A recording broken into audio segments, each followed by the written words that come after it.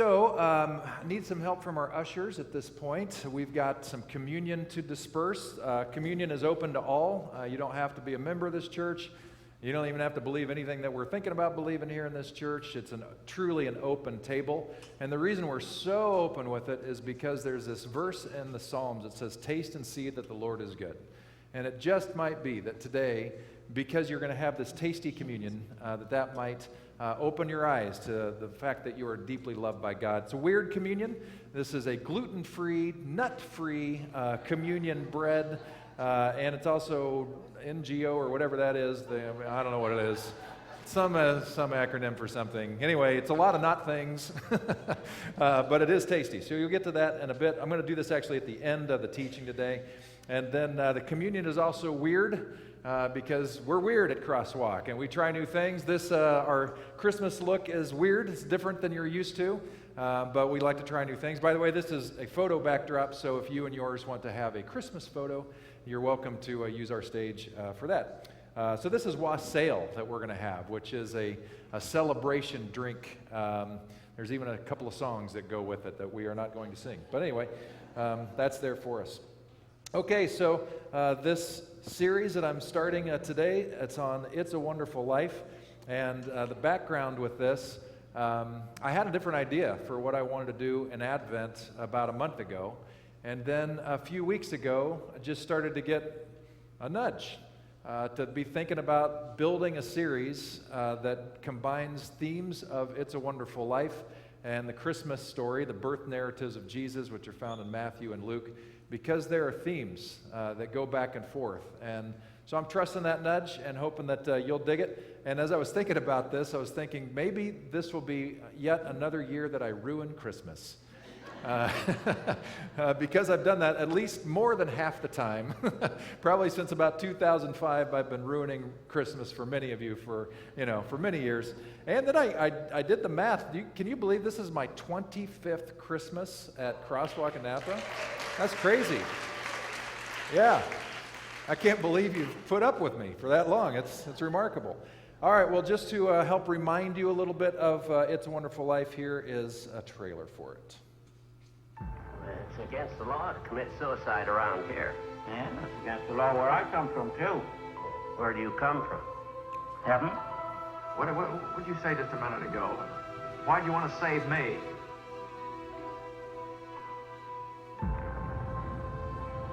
Is it too much to have them work and pay and live and die in a couple of decent rooms and a bath? Anyway, my father didn't think so.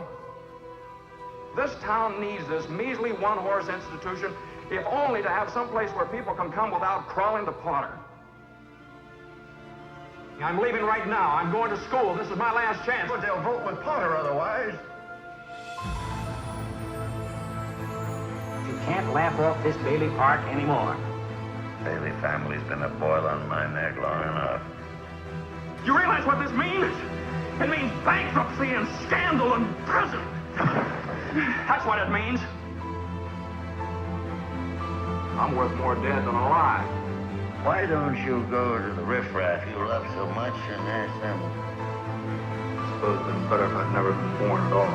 All right, you've got your wish. You've never been bored. You've been given a great gift, George. The chance to see what the world would be like without you.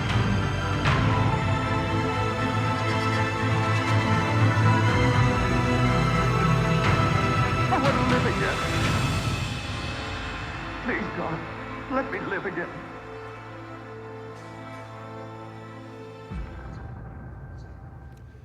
All right, so a couple fun facts about It's a Wonderful Life. It obviously came out in 1946.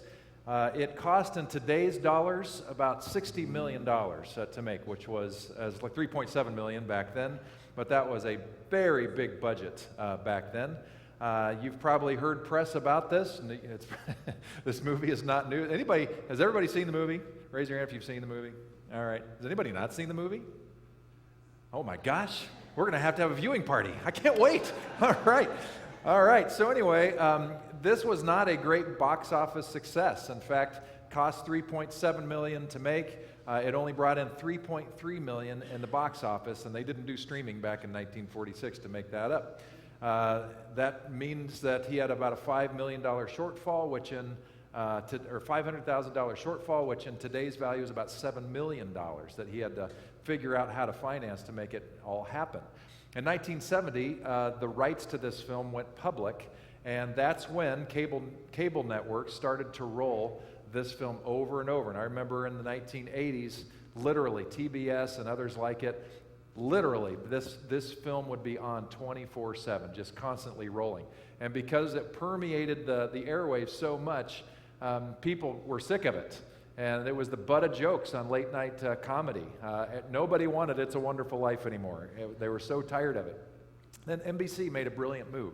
They bought the rights to the movie, and they let it go. It wasn't viewed for like a year, and then they brought it back, and they put it on prime time, and they got their Thursday night stars. If you remember the Thursday night lineup, they had their biggest stars all have these little shots to talk about why this movie was so important. And they resurrected the whole movie, and everybody watched it, and everybody fell in love with it again. So that's the movie. And it is my favorite movie of all movies I've seen, and I love going to the movies, and I love watching movies. This is my favorite. However, there are some problems with the movie that we need to talk about, and I know that if I don't talk about them, if I don't offer some disclaimers, somebody is going to write me or email me or picket, out in front. You never know. So I just want to acknowledge that we're talking about a 1946 film with a 1946 sensibility of seeing the world. And these are just a few that I came up with that I want to talk about. First of all, let's talk about cosmology. Because I know that's the first thing that comes to mind for you too. So, so the movie starts with this conversation between angels. People are praying down below, help George, help George, help George. And where are those prayers directed? Heaven. And so we get a picture of what heaven looks like and what angels looks like as these angels start talking, and the angels are represented as stars up in the heavens, right? And Clarence Oddbody is the angel that gets sent to hopefully get his wings. He's an angel second class, of course. And he's just a kind of a puny little star. But that whole thing is all mixed up. That cosmology reinforces what cosmology has been around and is still with us in a very loud way, that God is up there, out there somewhere, and that we're praying that God breaks in down here somewhere. That there's a location for God somewhere in the heavens, very distant. We hope our prayers get through so that God can make it all the way down to planet Earth and help us in our time of need. Well, I understand how that made sense centuries ago, but that does not jibe with our experience now, because we know there are no heavens up there. It's an expanding universe, which we're a tiny little speck of as it continues to expand. A different way of thinking that we offer here at Crosswalk is an open and relational theological perspective, or a process perspective, which simply says that God is absolutely everywhere all the time. There's no need for God to break in, because God's already broken in. God cannot break out. The fancy word for this is panentheism, everything in God. So as the universe expands, God's presence is expanding at the same rate, because everything is in God. We're all swimming in the presence of God.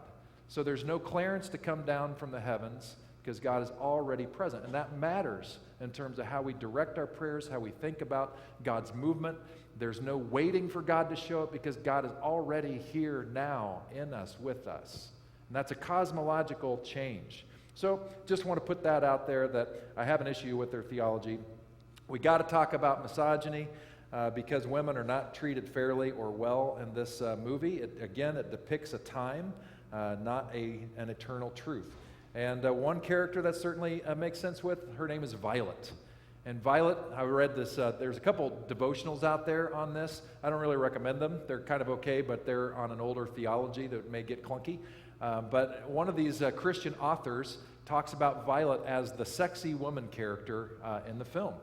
And she does. There are a couple really funny scenes where she turns heads, but it is absolutely clear that she is objectified, that the primary reason she is valued in this film is her physical looks.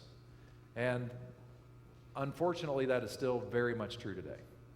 And so I just want to call that out, that is in a way celebrated in this film, that is the value of women and the character of Violet, and that's not right.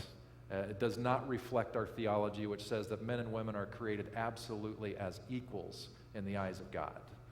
And then the other character, which just further makes this point, is George's wife, Mary. Mary is a wonderful, supportive wife. She evidently read the book that Pam was talking about.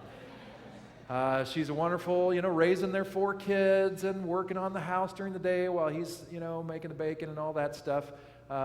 However, kind of the epitome of this caricaturization of the misogynistic worldview happens when George is seeing what the world would have been like without him. Because sort of by the end of that journey, he's desperate to find his wife Mary. What happened to Mary? And then we learned the horrible truth.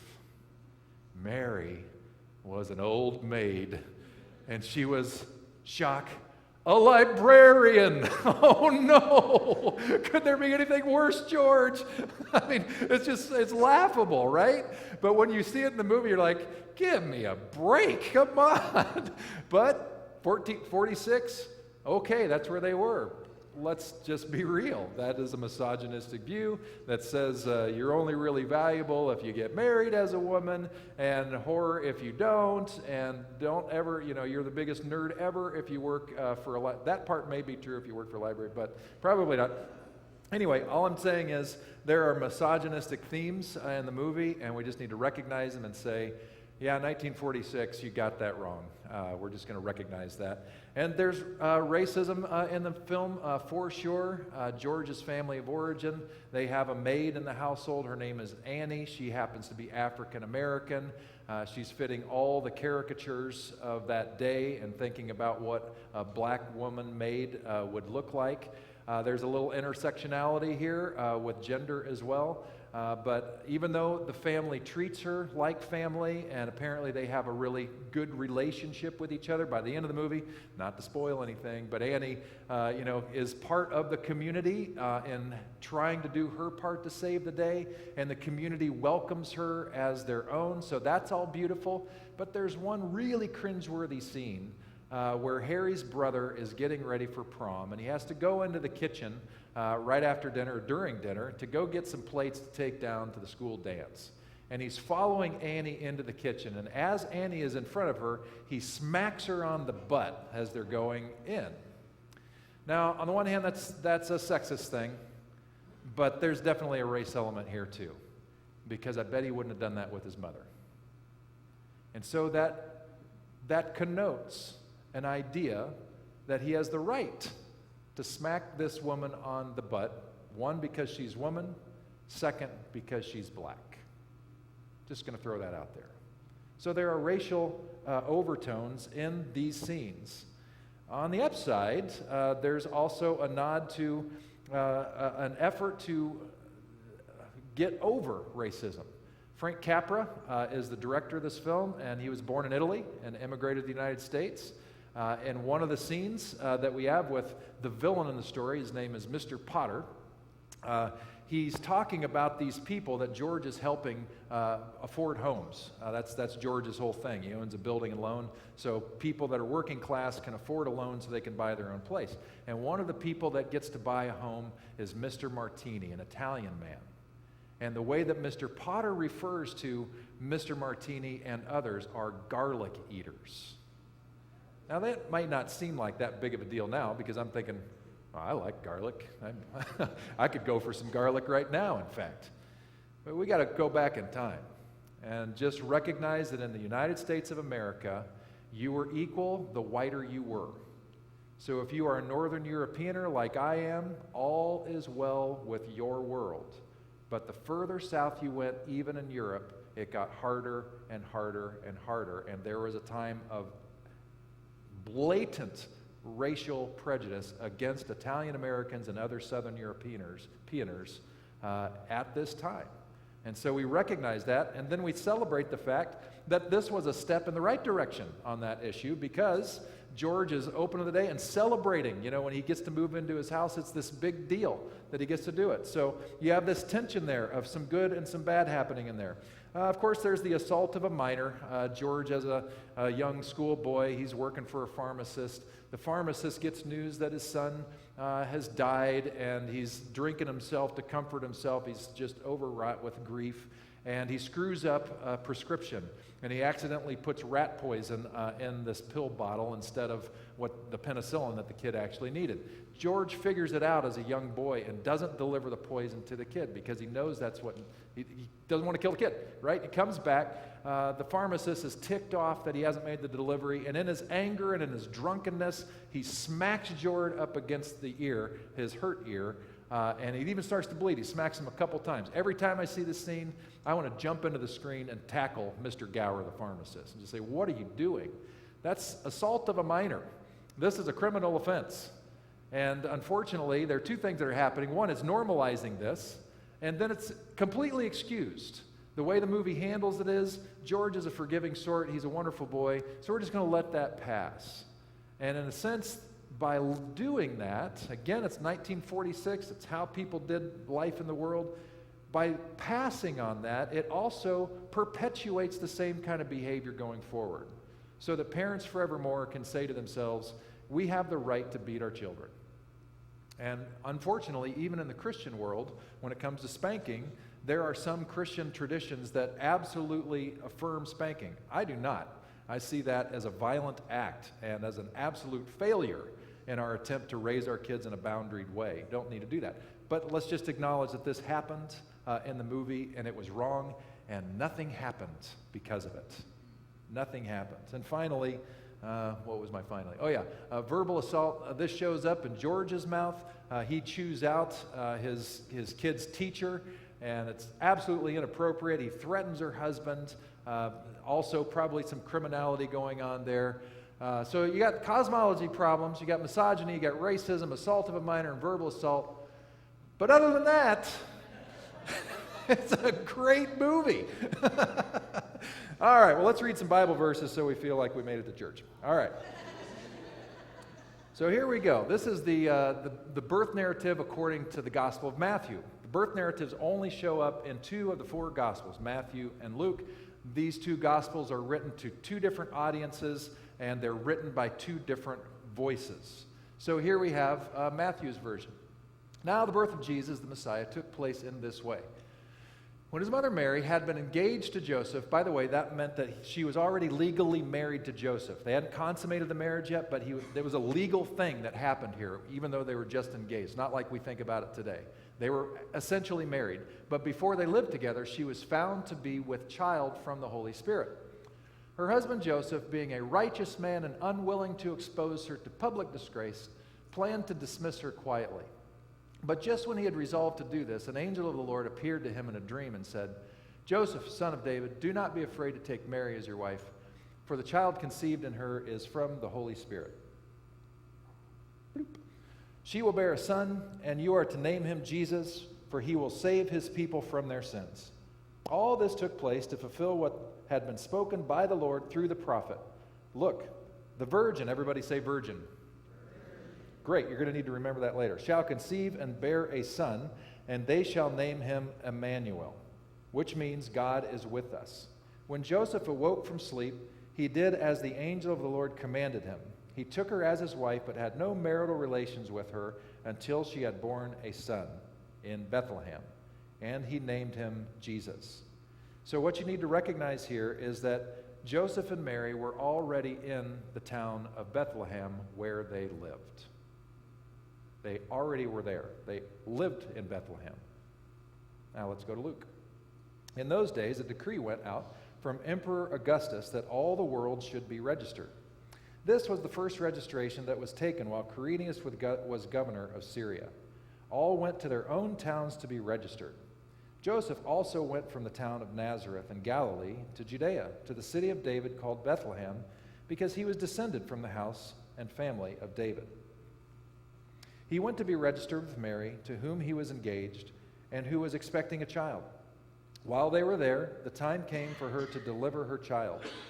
And she gave birth to her firstborn son, and wrapped him in bands of cloth, and laid him in a manger, because there was no place for them in the inn. Has anybody ever heard this story before? Do we need to have a viewing for any of you later who may not have ever actually heard this story? Well, you know, this is where I can ruin Christmas for you for just a minute, but just hold on till the end. The reality is, if we're going to be honest about this story, we need to talk about disclaimers here. So let's just run through some disclaimers with the birth narratives of Jesus that were written approximately 2,000 years ago. First of all, we've got an incongruency. In our Western thought world, we need things to match up. We want to know what is the story exactly, what actually happened. And here in the Bible, you have two conflicting stories that cannot match up, just on the face of it. In Matthew's gospel, they already are in Bethlehem because that's where they're from. In Luke's gospel, they're living in Nazareth, which is many days' journey away. They have to make this journey from up there to get to Bethlehem in time for the baby to be born because of this census that's being done. You have an incongruency, and if you grew up in a church that said that the Bible is absolutely perfect in every way, like Mary Poppins, this is problematic, because this is a problem that cannot be solved. And this is one of many problems like this in the Bible. However, if you have a different way of thinking about the Scripture and a different way of thinking about what inspiration means, and understand what they're getting at and what they're trying to do in their respective Gospels, that becomes kind of a moot point. You recognize it, but you move on. But there's an incongruency. We've got to say it out loud because it's there. Also, we got a mistranslation issue. All of the Gospels and all the New Testament were written in Greek. Matthew, when he was quoting from what we call the Old Testament, the Jewish Scriptures, he was quoting from the Greek Jewish Scriptures. That was called the Septuagint. The original language of the Jewish Scriptures was, of course, Hebrew. But he didn't go to Hebrew, he went to the Septuagint, the Greek version. And when he came to Isaiah 7:14, which is where he pulled this text from about the virgin shall be with child, the original Hebrew did not say virgin. The original Hebrew said young woman. The context is this. You have the prophet Isaiah, who's seen as a holy man, the one who's anointed by God to go say good things and hold the people accountable. He goes and talks to the king at that time, and he says, here's what's going to happen. A young woman is going to be with child.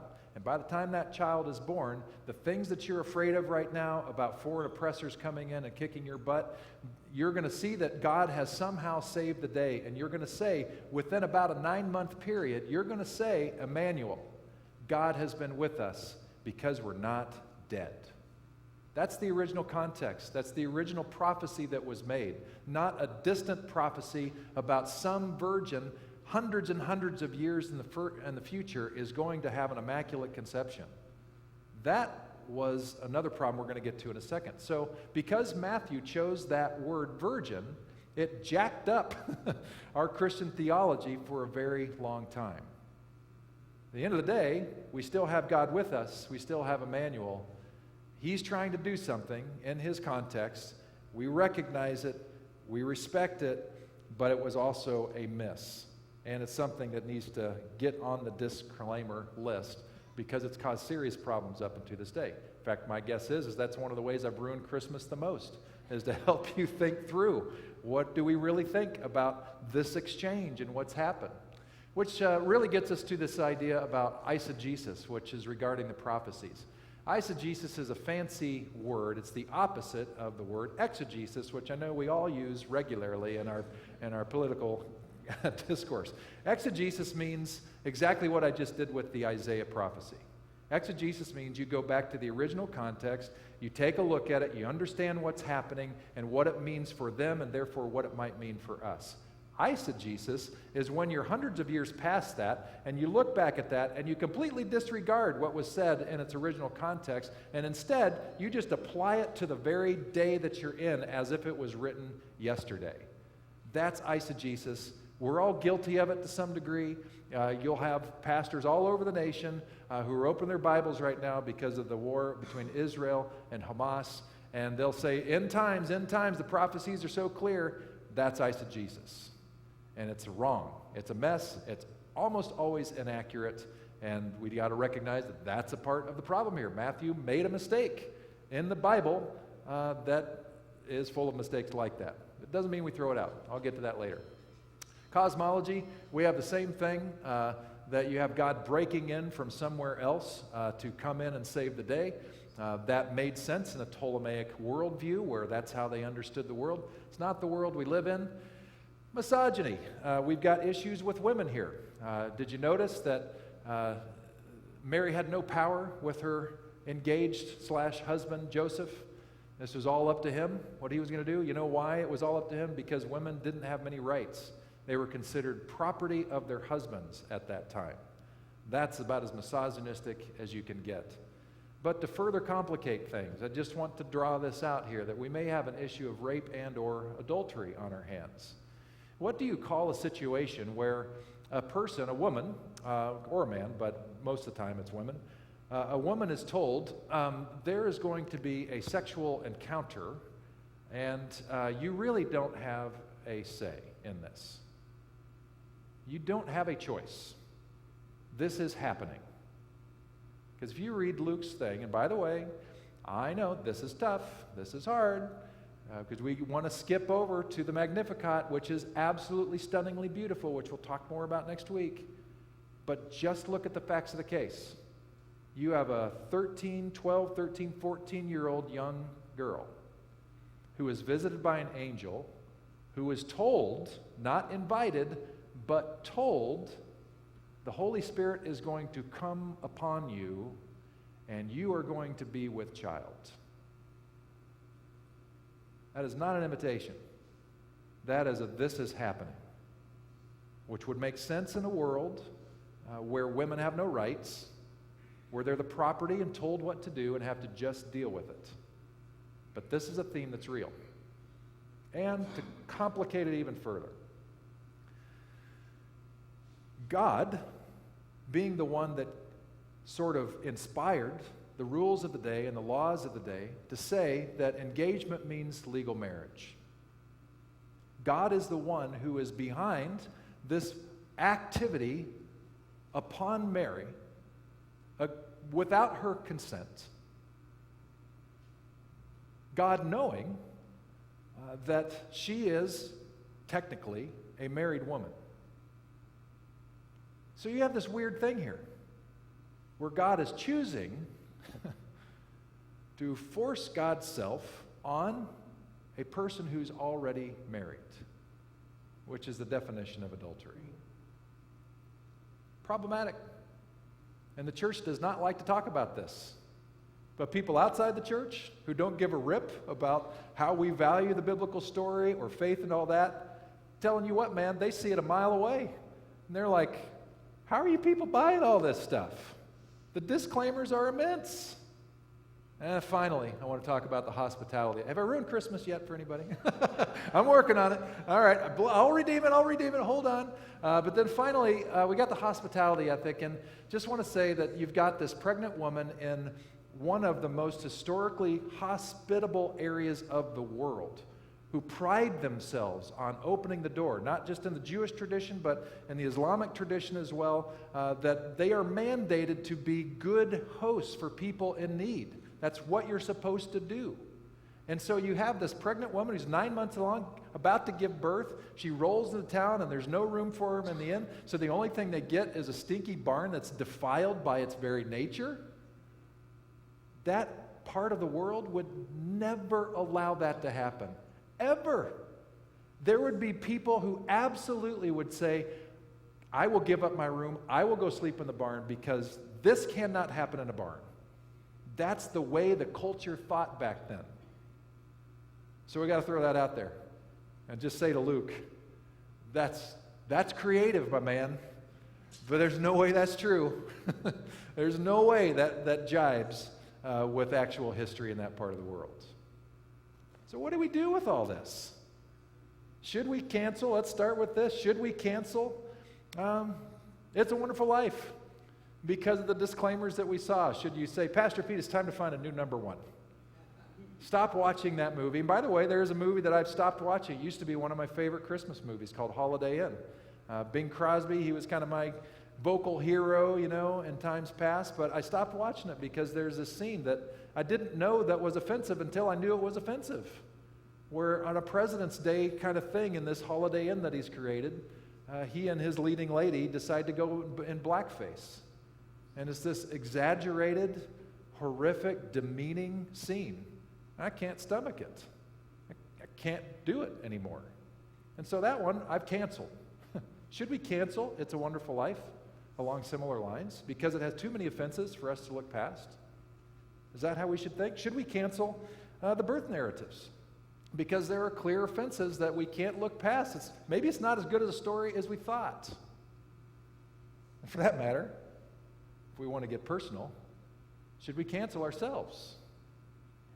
Because my guess is that if we were to dig into your past and my past, there might be some things in your decisions and your behavior, your thought processes, things that came out of your mouth, things that you did that were secret and private, things that you did that were very public, that somebody would raise their hand and say, that needs to be on the disclaimer list. And you know more than anybody else how many things are on that list.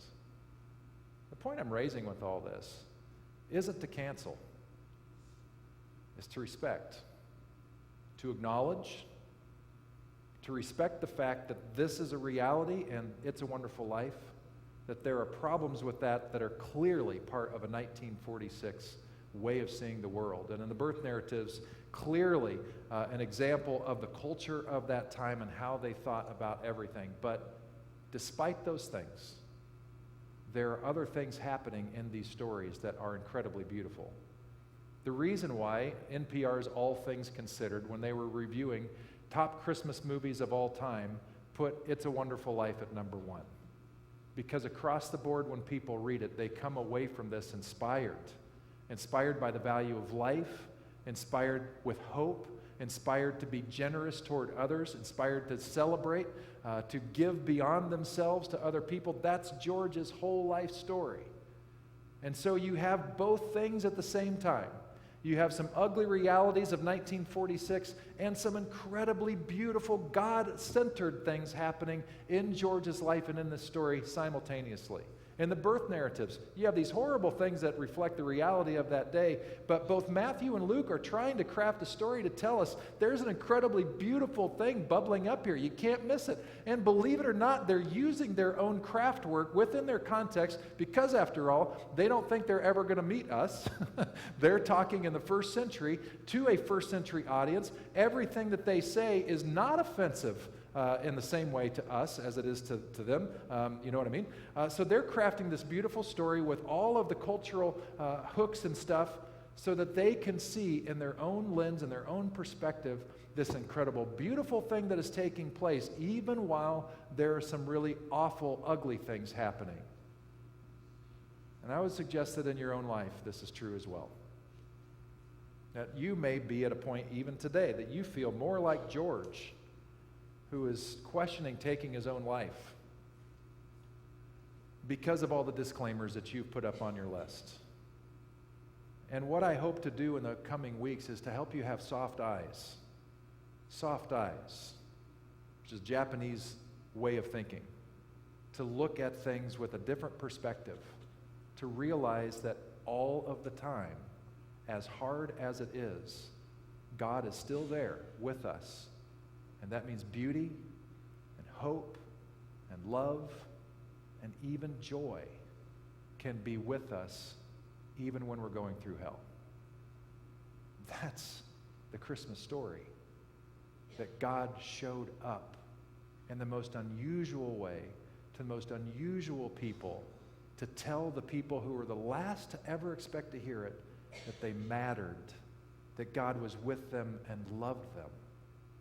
That's your story too.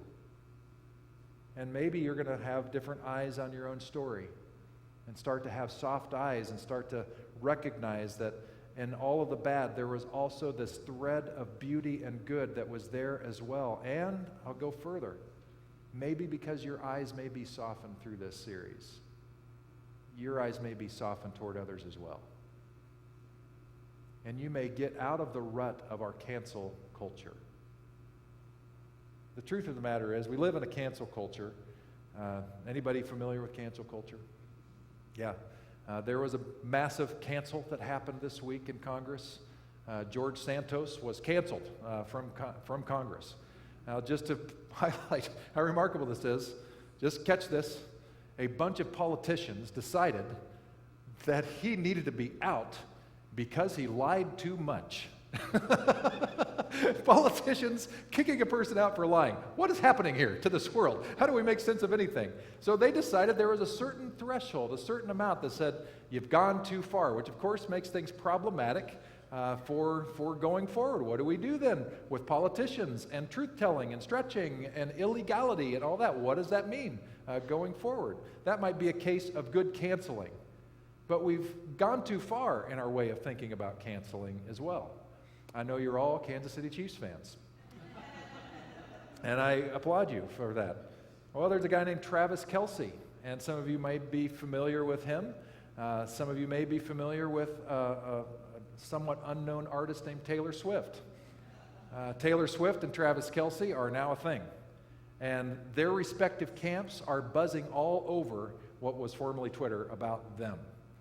Some old texts, old tweets came up from Travis Kelce about his past, and some of the Swifties were commenting on that. Now, luckily for Travis, they weren't that bad, but they were pretty dumb. You know, things that people tweeted when they had nobody following them, like, I just ate lunch, now I'm going to take a nap. You know, I mean, important things for the world to know. And other opinion things like that that really were not that consequential, just makes them look kind of silly at that time. But some people probably on the Swiftie camp are saying, hey, you know, are you sure this guy is your match? Does he really have what it takes based on who he is and what he is? And meanwhile, on the Travis camp, they're saying, whispering into Travis's ears, have you listened to any of Taylor Swift's music? Have you recognized that every single song pretty much is about a broken relationship? And she has 200 songs. Do you realize that if this doesn't work, you may be the central focus of an entire album and an eventual tour that will go global, right? So he's got people in his camp. But the truth of the matter is, neither one of them are canceling each other because they recognize that it's always in tension. It's always going to be both. Jesus was both. He was not a perfect human being. He made some mistakes. They're right there in the text that we've pointed out over time. And yet he matured through them and encouraged other people to mature as well. That's what he means when he talks about perfection. Not becoming perfect, but becoming deeper, more whole, more shalomi is our word. So the whole point of today that I hope that you're starting to get to kick off the series is that the beauty of the movie and the scriptures is that there is hope despite the mess, fouls, ugliness. And this reflects our own lives. That God is present every step of the way, offering love, support, and even beauty. And the question then is, do we have eyes to see? And so you have communion before you. And I invite you to take this little ball thingy. Again, gluten-free, nut-free, other things free. And this, in the original story, you know, bread was to represent the body of Jesus. And what I want you to see in this is his humanity. That he was a real human being, just like you. He had flesh and blood, just like you. And there were some hard parts that came with being a real human being, but there were some beautiful parts. And you'll taste both the graininess in this, but you'll also taste the sweetness in this representation of being human. So in solidarity with the Jesus story, take and eat.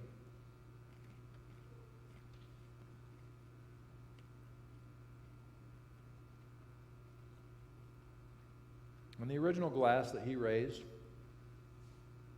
it really was an eschatological glass of wine about when God is going to bring all things together, make things better. It was originally, this was going to be a celebration glass of wine.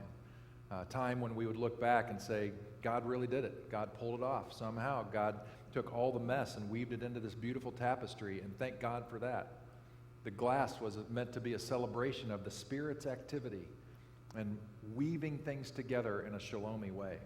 That's why I picked wassail for you today, because it's a celebration drink for wintertime. And so, in light of our hope that God is with us, loves us, is doing everything God can to pull everything that we've done and been in our lives together toward beauty and wholeness and joy and love, take and drink.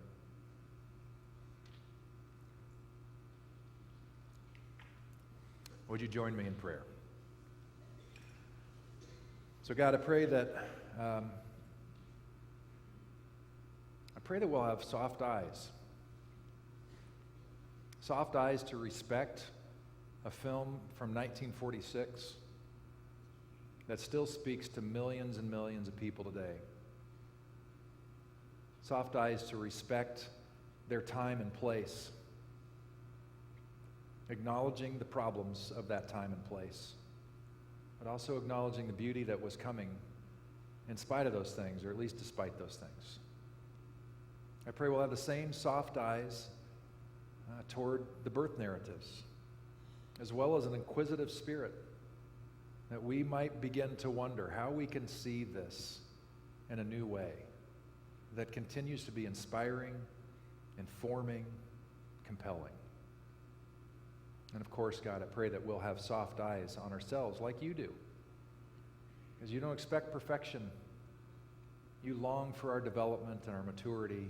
You long for us to know that we're deeply loved, and let that work its way out in everything we think and do, because that leads to shalom.